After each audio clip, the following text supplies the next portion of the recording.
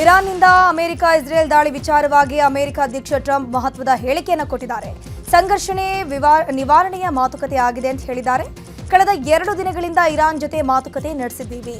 Hormuz ಜಲಸಂಧಿ ಮುಕ್ತಗೊಳಿಸೋಕೆ ಇರಾನ್ಗೆ 48 ಗಂಟೆಗಳ deadline ನೀಡಿದ್ದೀವಿ ಅಂತಂದ್ರು.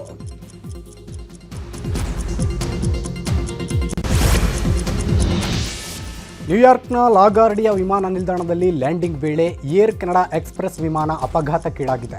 ಅಗ್ನಿಶಾಮಕ ವಾಹನಕ್ಕೆ ವಿಮಾನ ಡಿಕ್ಕಿ ಹೊಡೆದಿದೆ. ಈ ಅವಘಡದಲ್ಲಿ 2 ಪ್ರಯಾಣಿಕರು ಸಾವನ್ನಪ್ಪಿದ್ದಾರೆ. ಕೆನಡಾದ ಮಾಂಟ್ರಿಯಲ್ನಿಂದ ಬರುತ್ತಿದ್ದ ಏರ್ ಕೆನಡಾ ಎಕ್ಸ್‌ಪ್ರೆಸ್ CRJ 900 ವಿಮಾನವು ರನ್ವೇ 4ರಲ್ಲಿ ಲ್ಯಾಂಡ್ ಆಗಿತ್ತು. ಈ ವೇಳೆ ರನ್ವೇನಲ್ಲೇ ಫೈರ್ ಟ್ರಕ್ಗೆ ವಿಮಾನ ಡಿಕ್ಕಿಯಾಗಿದೆ. ಈ ಅವಘಡದ ಬಳಿಕ ಒಳಬರುವ ವಿಮಾನಗಳಿಗೆ ಏರ್ಪೋರ್ಟ್ ಮುಚ್ಚಲಾಗಿದೆ.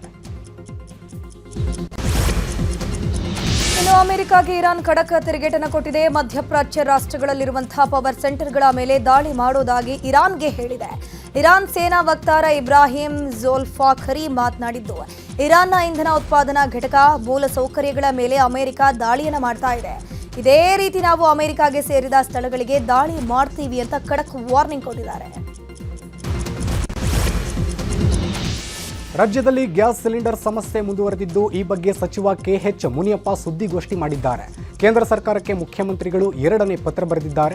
ಕಮರ್ಷಿಯಲ್ ಸಿಲಿಂಡರ್ ವಿತರಣೆಗೆ 20% ಮಾತ್ರ ಅವಕಾಶ ನೀಡಲಾಗಿದೆ. ಕನಿಷ್ಠ 50% ಕೊಟ್ಟರೆ ಮಾತ್ರ ಹೋಟೆಲ್ ನಡೆಯುತ್ತೆ. 10,000 ಸಿಲಿಂಡರ್ ಪ್ರತಿದಿನ ಕಮರ್ಷಿಯಲ್ಗೆ ನೀಡಲಾಗ್ತಿದೆ. 2,500 ಸಿಲಿಂಡರ್ ಆಟೋಗೆ ಕೊಡ್ತಾ ಇದ್ದೇವೆ. ವಾರದಲ್ಲಿ ಗೇಲ್ ಕಂಪನಿಗೆ ಎಲ್ಲರೂ ನೋಂದಣಿ ಮಾಡಿಕೊಳ್ಬೇಕು. ನೋಂದಣಿ ಆದರೆ ಮಾತ್ರ ಸಿಲಿಂಡರ್ ಯಾರು ತಗೊಂಡು ಹೋಗ್ತಾರೆ ಅಂತ ಗೊತ್ತಾಗುತ್ತೆ ಎಂದಿದ್ದಾರೆ. ಈಗ ಕನಿಷ್ಠ 50% ಕೊಟ್ಟರೆ ಮಾತ್ರ ಹೋಟೆಲ್ ನಡೆಯೋಕ್ಕಾಗುತ್ತೆ, ಅಲ್ಲದೇ ಅವ್ರಿಗೆ ಕಷ್ಟ ಆಗ್ತದೆ ಅನ್ನೋದನ್ನು ಕೇಂದ್ರ ಸರ್ಕಾರಕ್ಕೆ ನಾವು ಮನವಿ ಮಾಡೋಣ. 3ನೇ ವಿಷಯ, ಈಗ ಯಾವ ರೀತಿ ಹಂಚಿಕೆ ಮಾಡಿಕೊಳ್ಬೇಕಂದ್ರೆ, ಈಗ ಕೊಟ್ಟಿರೋದರಲ್ಲಿ ನಾವು ಸುಮಾರು 10,000 ಸಿಲಿಂಡರ್ನ ಪ್ರತಿದಿನ ಕಮರ್ಷಿಯಲ್ಗೆ ಕೊಡ್ತಾರೆ. 20% ಅಂದರೆ ಅವರು ಸುಮಾರು ಎಲ್ಲ ಸೇರಿ 45,000 ಸಿಲಿಂಡರ್ ಉಪಯೋಗಿಸ್ತಾರೆ. ಅದರಲ್ಲಿ ನಾವು ಈಗ 10,000 ಸಿಲಿಂಡರ್ ಇವ್ರಿಗೆ ಕೊಡ್ತೀವಿ. ಜೊತೆಗೆ 2,500ರಿಂದ 3,000 ಸಿಲಿಂಡರನ್ನು ಆಟೋ ಗ್ಯಾಸಿಗೆ ಕೊಡ್ತಾಯಿದ್ದೀವಿ.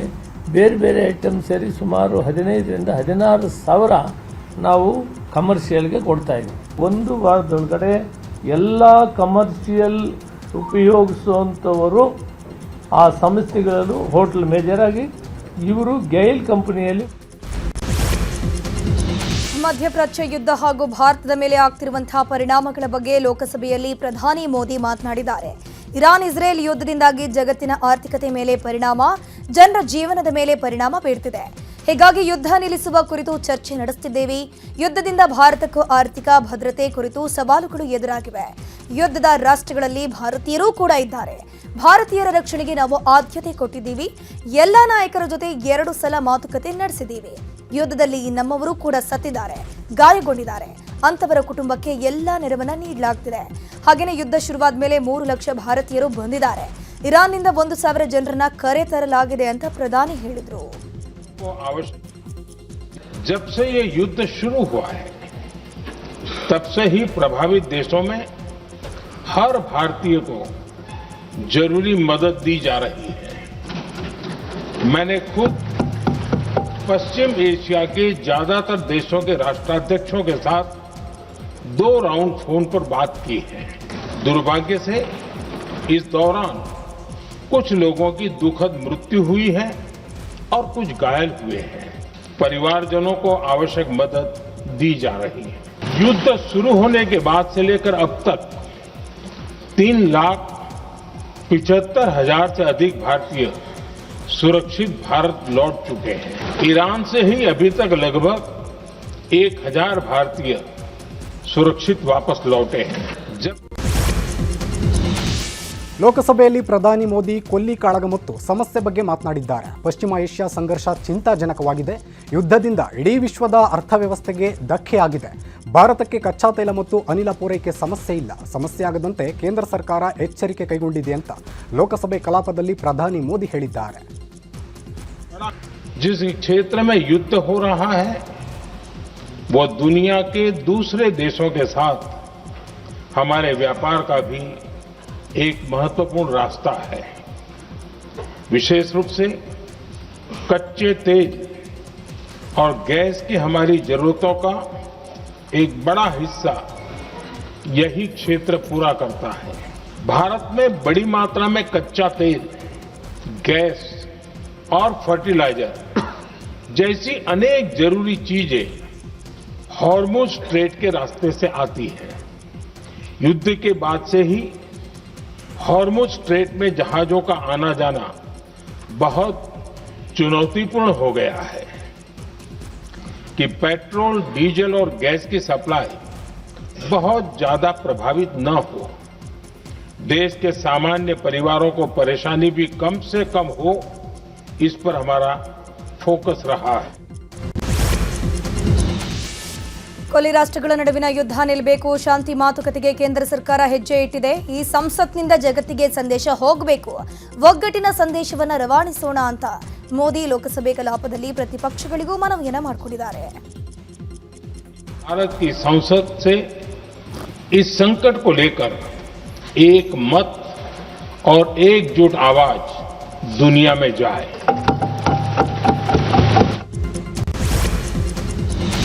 ವಾಣಿಜ್ಯ ಗ್ಯಾಸ್ ಸಿಲಿಂಡರ್ ಕೋರಿ ಬೆಂಗಳೂರು ಹೋಟೆಲ್ ಅಸೋಸಿಯೇಷನ್ ಸಲ್ಲಿಸಿದ್ದ ರಿಟ್ ಅರ್ಜಿ ವಜಾಗೊಂಡಿದೆ. ತಮಿಳುನಾಡಿನಲ್ಲಿ 8,500, ಕೇರಳದಲ್ಲಿ 4,200 ಸಿಲಿಂಡರ್ ಆಗ್ತಿದೆ. ರಾಜ್ಯದಲ್ಲಿ ಹೋಟೆಲ್ಗೆ 1,000 ಸಿಲಿಂಡರ್ ಆಗ್ತಿದೆ.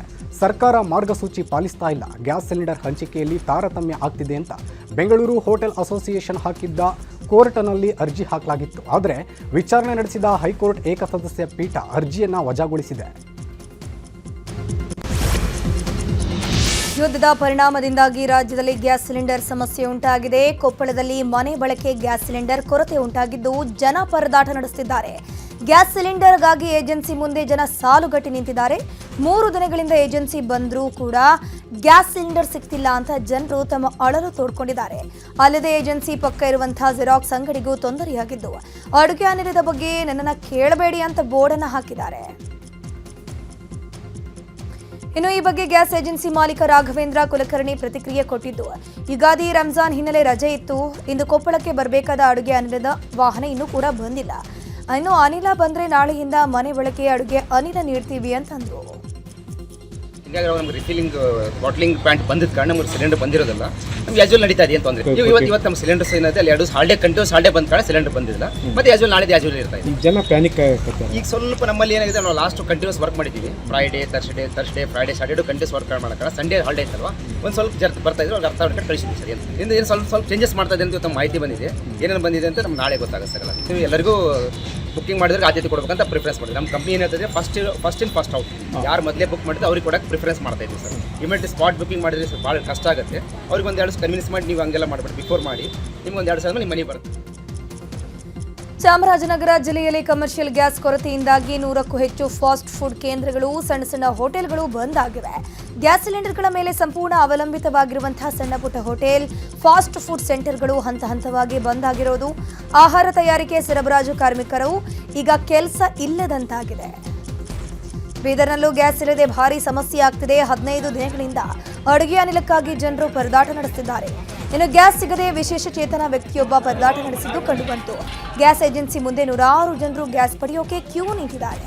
ಗ್ಯಾಸ್ ವಿತರಣೆಯಲ್ಲಿ ವ್ಯತ್ಯಯ, ಲೋಪ ಕಂಡು ಬರ್ತಾ ಇದ್ರೂ ಕೂಡ ಜಿಲ್ಲಾಡಳಿತ ಕಣ್ಮುಚ್ಚಿಕೊಳ್ತಿದೆ ಅಂತ ಜನರು ಆರೋಪಿಸಿದ್ದಾರೆ.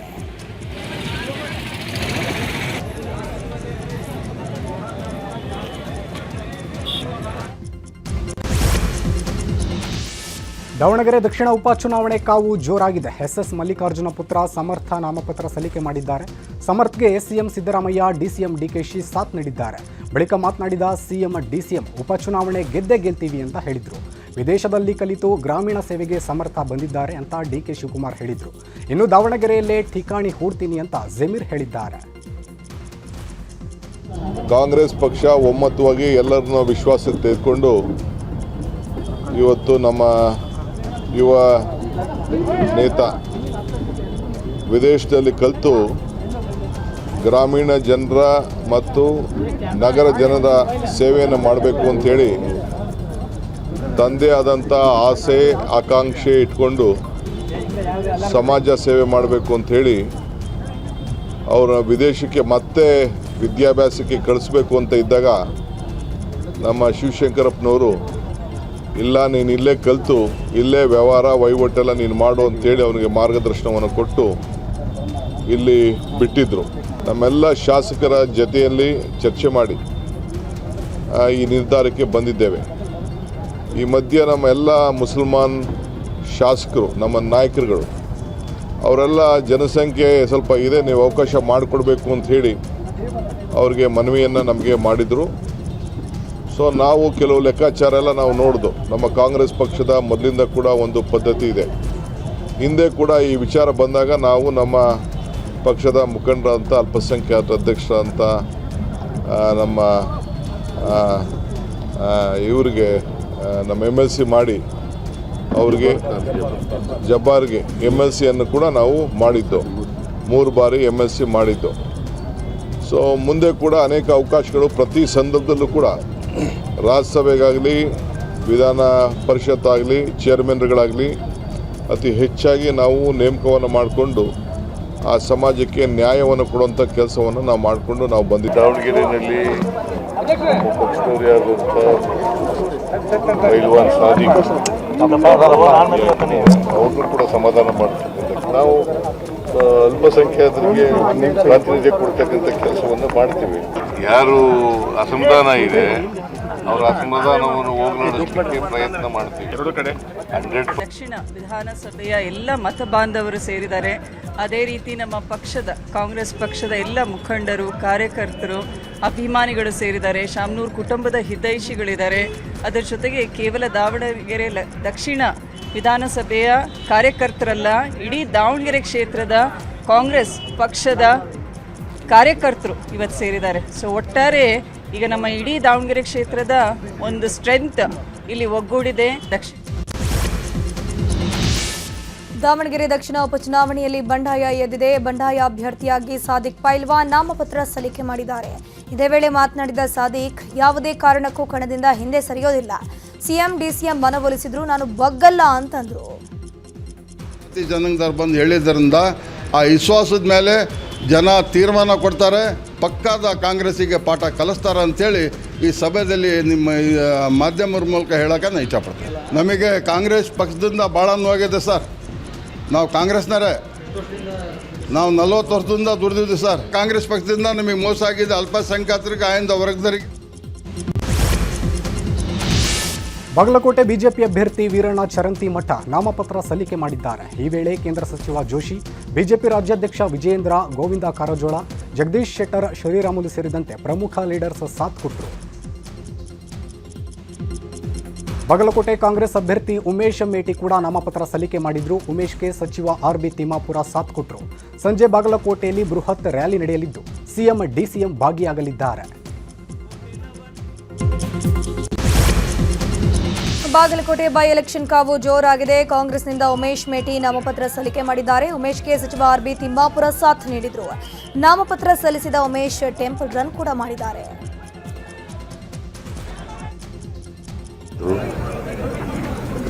ನಾನು ಅಧ್ಯಕ್ಷರು ನಾವೆಲ್ಲರೂ ಕೂಡ ಮತ್ತು ಗೋಪಿನಾಥ್ AICC ಸೆಕ್ರೆಟರಿ ನಾವೆಲ್ಲರೂ ಕೂಡ ಬಂದಿದ್ದು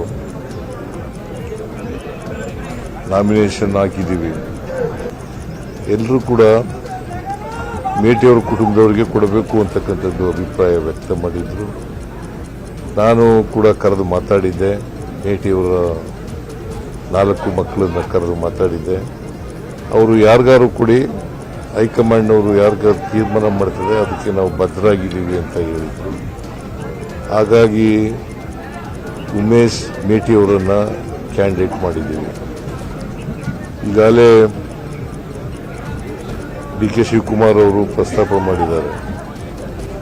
ನಾವು ನುಡಿದಂತೆ ನಡೀತಕ್ಕಂಥ ಸರ್ಕಾರ, ಏನು ಮಾತು ಜನರಿಗೆ ಕೊಟ್ಟಿದ್ದೀವಿ ಆ ಮಾತುಗಳನ್ನು ಉಳಿಸ್ಕೊಳ್ತಕ್ಕಂಥ ಕೆಲಸ. ಈಗ ಮುಖ್ಯಮಂತ್ರಿಗಳು, ನಾನು, ಶಿವಾನಂದ ಪಾಟೀಲು, ಸತೀಶ್ ಜಾರಕಿಹೊಳಿ, MP ಪಾಟೀಲು, ಕಾಶಪ್ಪ, ನಮ್ಮ ಜಿಲ್ಲಾ ಕಾಂಗ್ರೆಸ್ ಅಧ್ಯಕ್ಷರು, ನಮ್ಮ ಅಜಯ್ ಕುಮಾರ್ ಸರ್ನಾಯಕ್, ತಿಮ್ಮಾಪುರ ಅವರು ಡಿಸ್ಟ್ರಿಕ್ಟ್ ಮಿನಿಸ್ಟ್ರು, ನಾವೆಲ್ಲ ಸೇರಿ ಒಟ್ಟಿಗೆ ಇವತ್ತು ನಾಮಿನೇಷನ್ ಫೈಲ್ ಮಾಡಲಿಕ್ಕೆ ನಾವಿಲ್ಲಿಗೆ ಬಂದಿದ್ದೇವೆ.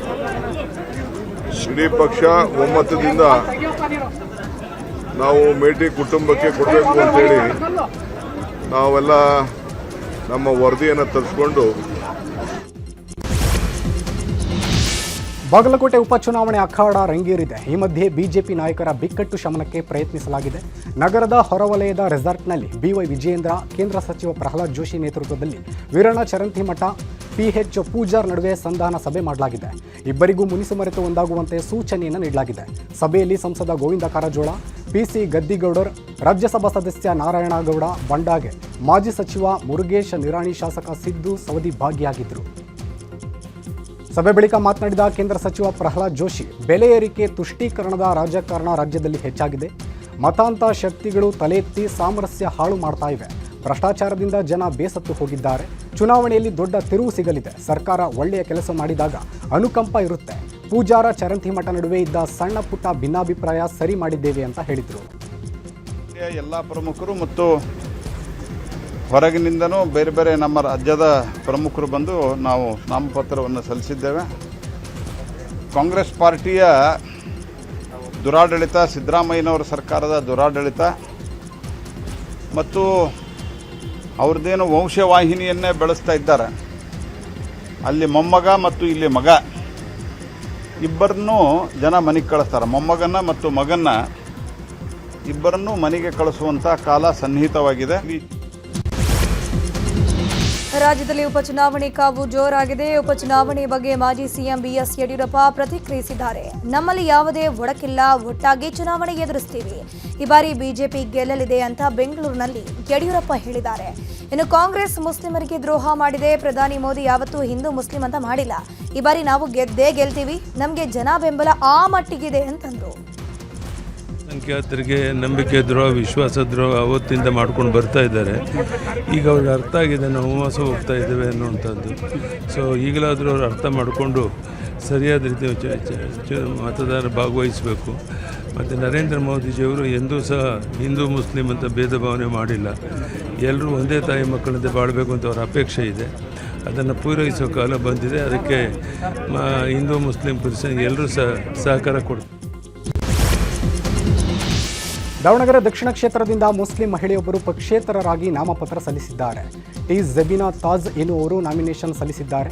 ಕಳೆದ ಬಾರಿ ದಾವಣಗೆರೆ ಲೋಕಸಭಾ ಕ್ಷೇತ್ರಕ್ಕೆ ಸ್ಪರ್ಧಿಸಿದ್ದ ಜಬೀನಾ 5,000ಕ್ಕೂ ಅಧಿಕ ಮತಗಳನ್ನು ಪಡೆದಿದ್ದರು. ಇನ್ನು ನಾಮಿನೇಷನ್ ಬಳಿಕ ಮಾತನಾಡಿದ ಜಬೀನಾ, ದಾವಣಗೆರೆ ದಕ್ಷಿಣ ಕ್ಷೇತ್ರದಲ್ಲಿ ಯಾವುದೇ ಅಭಿವೃದ್ಧಿ ಆಗಿಲ್ಲ. ಜನಸೇವೆ ಮಾಡಬೇಕು ಅಂತ ಇದ್ದೀನಿ, ಜನಸೇವೆ ಮಾಡಬೇಕು ಅಂತ ನಾಮಪತ್ರ ಸಲ್ಲಿಸಿದ್ದೇನೆ ಅಂತ ಹೇಳಿದರು. ಇಂದು ಸಿಎಂ ಡಿಸಿಎಂ ಅನುಪಸ್ಥಿತಿಯಲ್ಲಿ ವಿಧಾನಸಭೆಯಲ್ಲಿ ಬಜೆಟ್ ಮೇಲಿನ ಚರ್ಚೆ ನಡೆಯಿತು. ವಿರೋಧ ಪಕ್ಷದ ಮುಖ್ಯ ಸಚೇತಕ ಸುನಿಲ್ ಕುಮಾರ್ ಮಾತನಾಡಿ, ಸಿಎಂ ಸಿದ್ದರಾಮಯ್ಯವರನ್ನ ಮಾತಿನಿಂದಲೇ ತಿವಿದ್ರು. ಸಿದ್ದರಾಮಯ್ಯ ಅವರು ಅತಿ ಹೆಚ್ಚು ಬಜೆಟ್ ಮಂಡನೆ ಮಾಡಿದ ಮುಖ್ಯಮಂತ್ರಿ, ಆದರೆ ಅತಿ ಹೆಚ್ಚು ಸಾಲ ಮಾಡಿದವರು ಕೂಡ ಸಿದ್ದರಾಮಯ್ಯನವರೇ. ಹೊಣೆಗಾರಿಕೆಯ ಟ್ರಸ್ಟಿ, ಸಲಹೆಗಾರರ ಟ್ರಸ್ಟಿಯ ಸಿದ್ದರಾಮಯ್ಯನವರೇ ಆಗಿದ್ದಾರೆ. ಬಜೆಟ್ ಪುಸ್ತಕ ದೊಡ್ಡದಾಗಿದೆ, ಯೋಜನೆಗಳು ಕಮ್ಮಿಯಾಗಿದೆ. ಇನ್ನು ಯುವ ಸಮೂಹದ ದಾರಿ ತಪ್ಪಿಸುವ ಕೆಲಸ ಆಗ್ತಿದೆ ಅಂತ ಸುನಿಲ್ ಕುಮಾರ್ ಆರೋಪ ಮಾಡಿದರು. ಇವತ್ತು ನಿಲ್ತಾ ಇದ್ದಾರೆ. ಎಲ್ಲದರ ಜೊತೆನಲ್ಲಿ ಹೆಚ್ಚು ಹೆಚ್ಚು ಸಮಸ್ಯೆಗಳನ್ನು ಸೃಷ್ಟಿ ಮಾಡಿದಂತ ಮುಖ್ಯಮಂತ್ರಿ ಯಾರು ಅಂತ ಕೇಳಿದ್ರೆ ಅದು ಕೂಡ ಸಿದ್ದರಾಮಯ್ಯನವರಿಗೆ ಇವತ್ತು ಮಕ್ಕಳ ಮೊಬೈಲ್ ಬಳಕೆ ವಿಚಾರವನ್ನು ಪರಿಷತ್ನಲ್ಲಿ ಬಿಜೆಪಿ ಸದಸ್ಯ ಪ್ರತಾಪ್ ಸಿಂಹ ನಾಯಕ್ ಮಾತನಾಡಿದ್ದಾರೆ. ಮಕ್ಕಳಿಗೆ ಮೊಬೈಲ್ ಕೊಡದಿದ್ದರೆ ಆತ್ಮಹತ್ಯೆ ಮಾಡಿಕೊಳ್ಳುವ ಮಟ್ಟಕ್ಕೆ ಬಂದಿದ್ದಾರೆ. ಮೊಬೈಲ್ ಬಳಕೆ ಮಕ್ಕಳಲ್ಲಿ ಚಟವಾಗಿ ಪರಿಣಮಿಸಿದೆ. ಇದಕ್ಕೆ ಕಡಿವಾಣ ಹಾಕಬೇಕು ಎಂದಿದ್ದಾರೆ. ಇದಕ್ಕೆ ಉತ್ತರಿಸಿದ ಶಿಕ್ಷಣ ಸಚಿವ ಮಧು ಬಂಗಾರಪ್ಪ, ಮೊಬೈಲ್ ಬಳಸಬಾರದು ಎಂಬ ಕಾನೂನು ಇದೆ. ಮೊಬೈಲ್ನಿಂದ ಒಳ್ಳೆಯದನ್ನು ಕಲಿತರೆ ಸರಿ, ಆದರೆ ಬೇಕಿಲ್ಲದ ವಿಚಾರಗಳನ್ನು ನೋಡ್ತಾರೆ. ಮೊಬೈಲ್ ಬಳಕೆ ನಿಷೇಧ ಸಂಬಂಧ IT ಇಲಾಖೆಯಿಂದ ಮಾಹಿತಿ ಪಡೆಯುತ್ತಿದ್ದೇವೆ. ಕಳೆದ ವರ್ಷ ಮಾರಲ್ ಸೈನ್ಸ್ ಬಗ್ಗೆ ಚರ್ಚೆ ಮಾಡಿದ್ದೆವು. ಈ ಶೈಕ್ಷಣಿಕ ವರ್ಷದಿಂದ ಮಾರಲ್ ಸೈನ್ಸ್ಗೆ ಕ್ರಮ ಕೈಗೊಂಡಿದ್ದೇವೆ. 16 ವರ್ಷದೊಳಗಿನ ಎಲ್ಲ ಮಕ್ಕಳಿಗೂ ಮೊಬೈಲ್ ಬಳಕೆ ನಿಷೇಧ ಮಾಡ್ತೀವಿ ಅಂತ ಹೇಳಿದರು. ತಡೆಯುವ ದೃಷ್ಟಿಯಲ್ಲಿ ಒಂದು ವಿಶೇಷವಾದಂತಹ ಪ್ರಯತ್ನ ಸರ್ಕಾರ ತೆಗೆದುಕೊಳ್ಳಬೇಕಾಗಿದೆ ಅಂತ ಹೇಳುವಂತಹ ಆಗ್ರಹವನ್ನು ನಾನು ಮಾಡ್ತೀನಿ.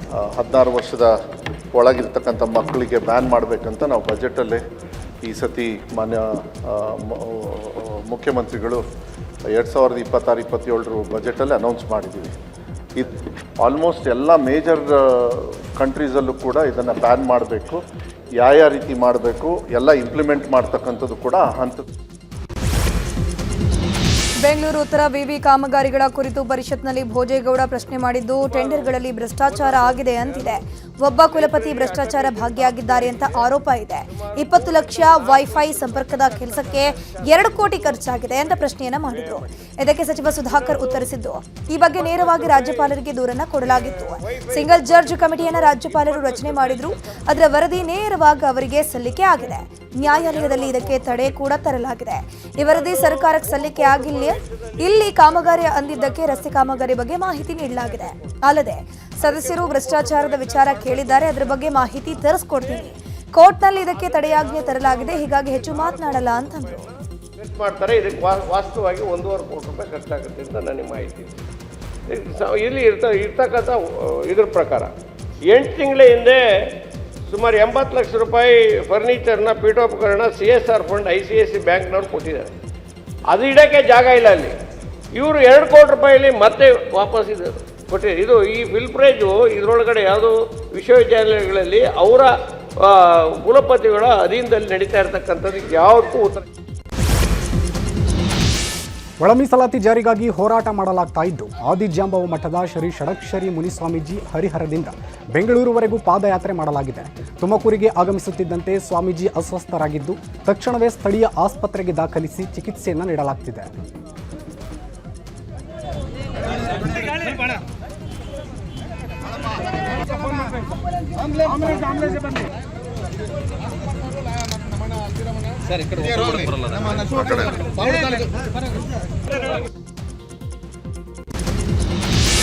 ಮಹಿಳೆಯರ ಮೇಲೆ ಮೂಡಬಿದರೆ ಪೊಲೀಸ್ ಇನ್ಸ್ಪೆಕ್ಟರ್ ದೌರ್ಜನ್ಯ ಎಸಗಿರುವ ಆರೋಪ ಪ್ರಕರಣದ ತನಿಖೆಯನ್ನು ಸಿಐಡಿಗೆ ವಹಿಸುವಂತೆ ರಾಜ್ಯ ಪೊಲೀಸ್ ಮಹಾನಿರ್ದೇಶಕರಿಗೆ ಸೂಚನೆ ನೀಡಿದ್ದೇನೆ ಎಂದು ಗೃಹ ಸಚಿವ ಡಾಕ್ಟರ್ ಜಿ ಪರಮೇಶ್ವರ್ ಹೇಳಿದ್ದಾರೆ.